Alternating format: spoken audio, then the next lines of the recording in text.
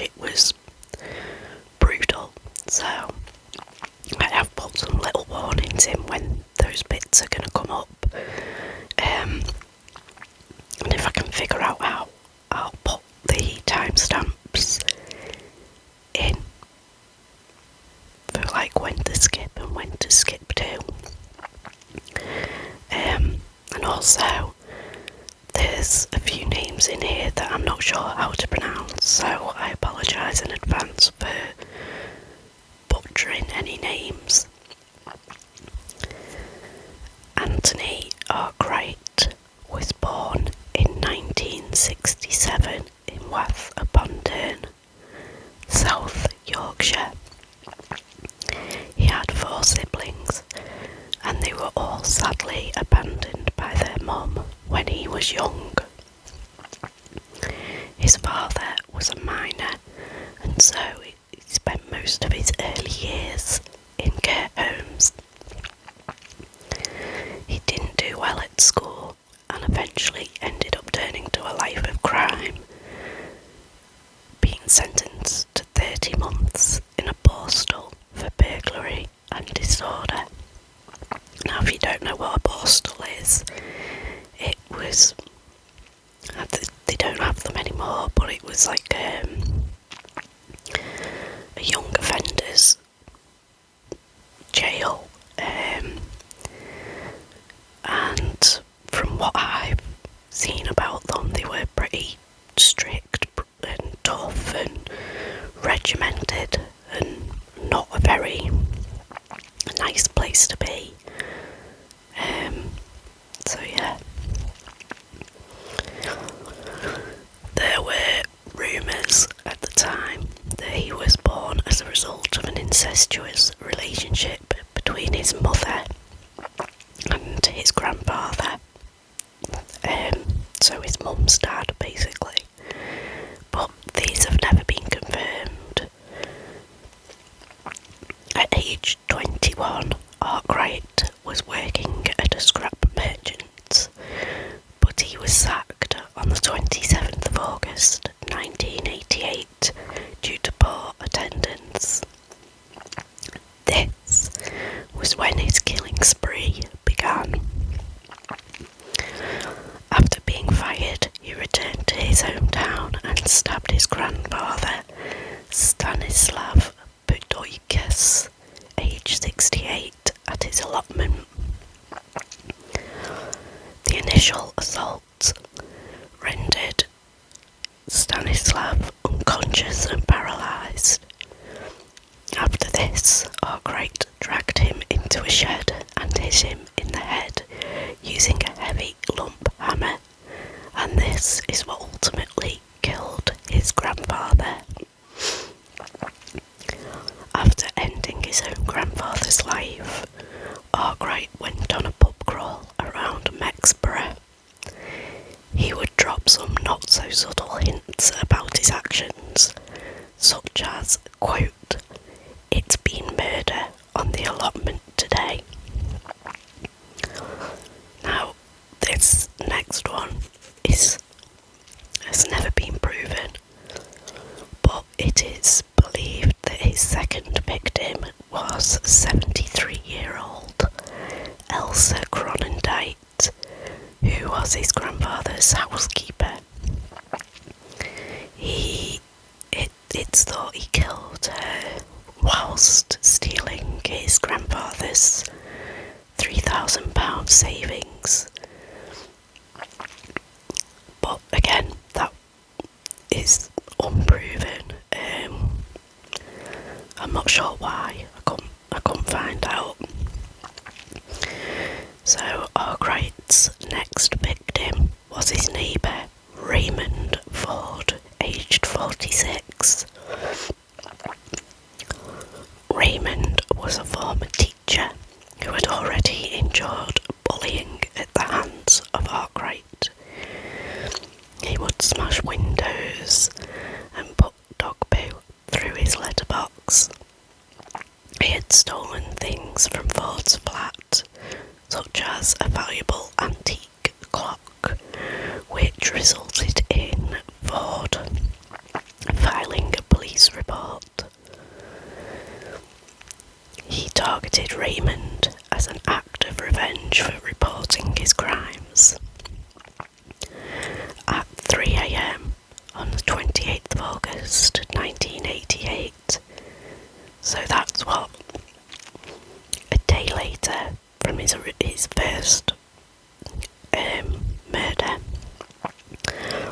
Arkwright broke into Raymond's flat through a window he had broken days earlier by throwing a dust bin through it, wearing nothing but a devil's mask.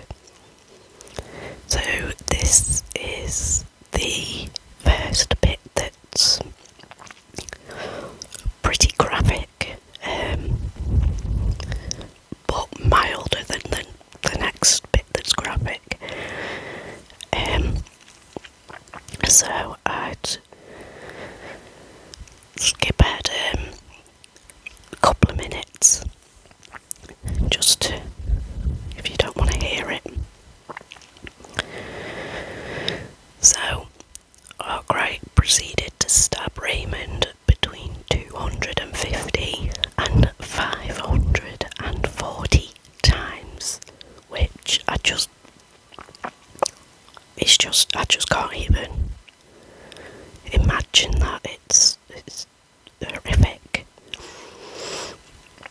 He then draped parts of Raymond's internal organs around the room, and he did this with surgical precision, and experts remarked a similarity to the technique used by Jack the Ripper.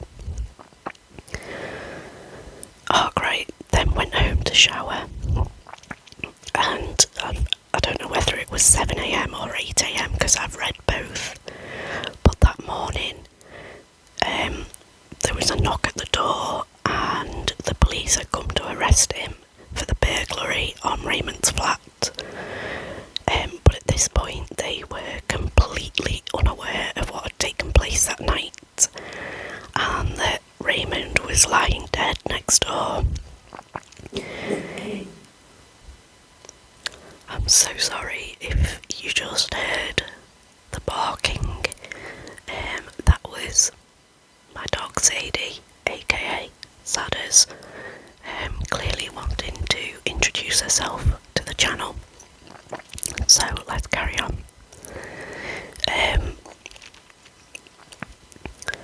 Arkwright was released on bail a few hours later and went on another pub crawl.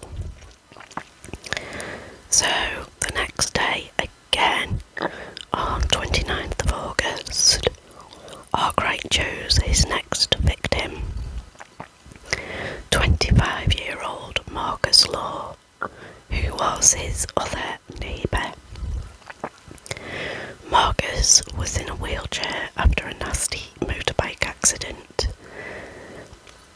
The reason he chose Marcus as his victim was as punishment for all the cigarettes Marcus had scrounged off him. So again, this bit is very graphic.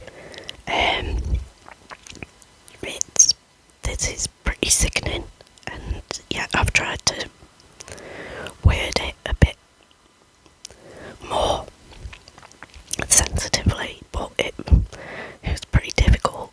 So again, skip ahead a couple of minutes. So once inside Marcus's adapted bungalow, Arkwright stabbed him around 70 times. He then attempted to gut Marcus, but he failed. So instead, he put Marcus's crutch in a wound on his stomach. After this, he placed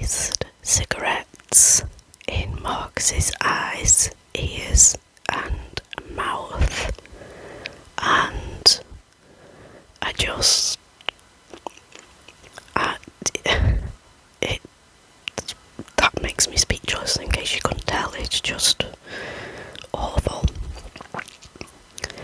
And sadly, to make that even worse, it was Marcus's mother who discovered his body after a chance meeting with Arkwright alerted her. Arkwright had said to her, "Sorry about poor old Marcus, he's killed himself."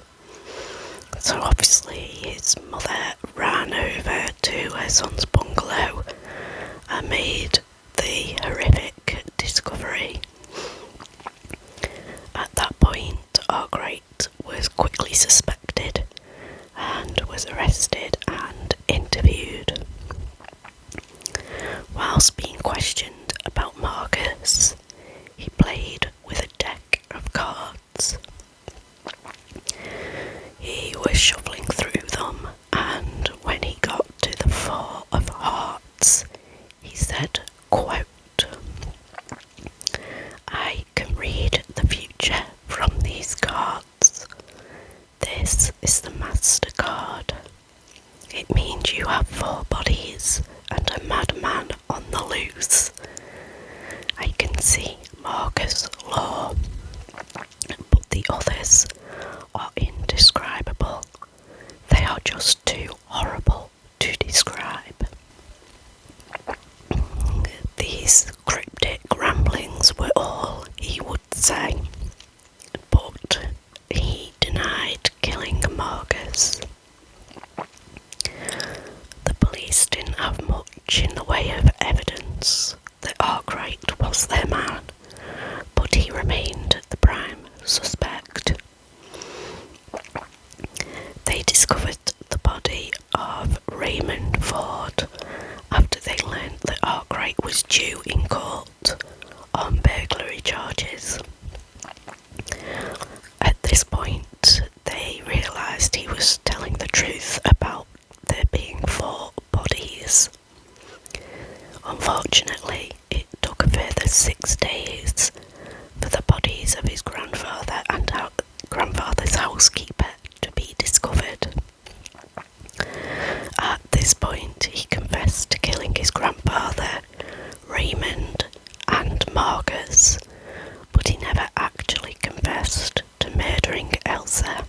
Again, I'm not overly sure why he didn't take responsibility for Elsa, because he knew about, he confessed to knowing she'd been killed and that he'd stood over her body with an axe. So I'm not sure why he didn't confess. Arkwright was sent to HMP Hull to await his trial. Whilst there, he staged a dirty protest because he wasn't getting the recognition he believed he should. And I'll explain a little bit more about that towards the end. He then managed to convince doctors that he was insane and was transferred to Rampton Secure Hospital. But whilst there, it was determined that he was actually sane and fit to stand trial, with one doctor commenting that he was the sanest person in the building. Arkwright went to trial in July 1989, and he pleaded guilty and was sentenced to life in prison. It was said during the trial that Arkwright was an evil fantasist, and he wanted to be as famous as Jack the Ripper. So that's the dirty protest bit. He didn't think he was getting the notoriety of like Jack the Ripper. He wanted to be Jack the Ripper, basically. Elsa Cronendite, the housekeeper, was unproven in court, and the judge ordered it to lie on file. His defence team portrayed a young man with a severe personality disorder who suffered a deprived upbringing. In 2003, the law changed so that some people sentenced to life in prison would actually spend life in prison and have no chance for parole. Arkwright was one of these people who received a whole life sentence, and that's quite a rarity here in the UK. Now I'm not sure, it says the article I read on that said only 35 people have ever received the whole life order, but that could be out of date, and it could now be 36 because of Lucy Letby. So yeah, it's 35 or 36 people that have received it and will never get out of prison.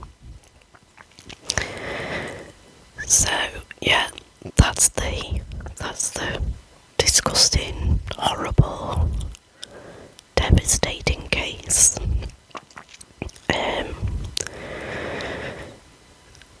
It really has. Really am speechless about these murders and the way he did them. I mean, the amount of times he stabbed Raymond is just absolutely insane. Like, when I've watched and listened to other true crime things, I've heard like it takes an awful lot of effort to actually stab someone. So to do it at least 250 times and at most 540, like, that is some frenzy. It knocks me sick. And with cases like this, where defence teams will sort of say he's got a personality disorder. Now, I didn't know whether to mention that because from what I've read, I've not seen anything where it says a doctor said that, and that he is officially diagnosed. And I have borderline personality disorder, and it's cases like this, and again, I believe Lucy Letby and some other horrific criminals who have personality disorders. It's things like that that give the stigma towards BPD and other mental illness. So I kind of just wanted to throw that one out there, that A, I couldn't find that whether he was officially diagnosed or not, and B, having a personality disorder or any other mental illness does not mean someone is violent or like abusive or nasty or a bad person at all. In fact, for the most part, the people I've met with my condition have been the most genuine, lovely people, so just keep that in mind. So yeah, sorry for that little rant at the end there. So I'm gonna end this video here. If you've got any suggestions for a case or anyone you'd like me to